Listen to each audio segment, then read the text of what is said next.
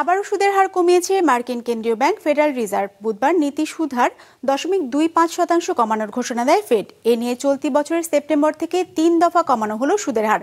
অর্থনৈতিক প্রবৃদ্ধি ধরে রাখতে এবং উচ্চ মূল্যস্ফীতির প্রভাবে তৈরি অর্থনৈতিক চ্যালেঞ্জ মোকাবেলায় এমন সিদ্ধান্ত সংস্থাটির। ডেস্ক রিপোর্টে বিস্তারিত। Double million offer, Walton fridge কিনে পেতে পারেন 20 লক্ষ টাকা, রয়েছে কোটি কোটি টাকার নিশ্চিত উপহার। সুদের হার কমাতে পারে মার্কিন কেন্দ্রীয় ব্যাংক ফেডারেল রিজার্ভ, এমন আভাস ছিল আগে থেকেই। অবশেষে বুধবার এ বিষয়ে আনুষ্ঠানিক ঘোষণা দেয় ফেড।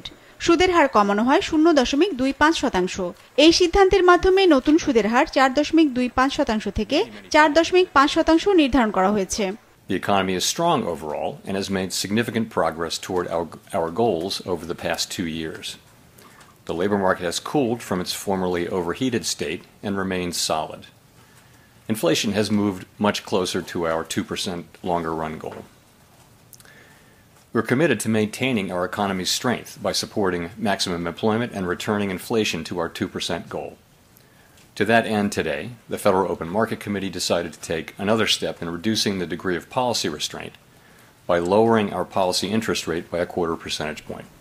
এ নিয়ে চলতি বছর সেপ্টেম্বর থেকে তৃতীয়বারের মতো নীতি সুদ হার কমালো ফেড।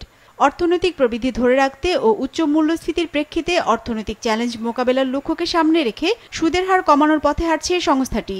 তবে 2025 সালে সুদের হার কমানোর ক্ষেত্রে আরও সতর্ক অবস্থান গ্রহণ করার কথা জানিয়েছেন fade chairman. Look is pretty bright for our economy. We have to stay on task though and continue to have restrictive policies so that we can get inflation down to 2%. ফেডের সুদের হার কমানোর সিদ্ধান্ত প্রত্যাশিত হলেও এই ঘোষণায় বড় দরপতনে পড়েছে এশিয়ার শেয়ার বাজার। বৃহস্পতিবার জাপানের বেঞ্চমার্ক সূচক নিক্কেই কমেছে 225 পয়েন্ট।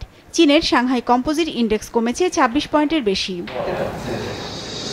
বড় দরপতনে পড়েছে ভারতের শেয়ার বাজারও। বোম্বে স্টক এক্সচেঞ্জে তালিকাভুক্ত কোম্পানিগুলোর বাজার মূলধন কমেছে প্রায় 6 লাখ কোটি রুপি। কমেছে ডলারের বিপরীতে দেশটির মুদ্রার মানও। প্রথমবারের মতো প্রতি ডলারের বিপরীতে রুপির মান নেমেছে 85-র নিচে। বিজনেস রিপোর্ট, মাছরাঙা টেলিভিশন।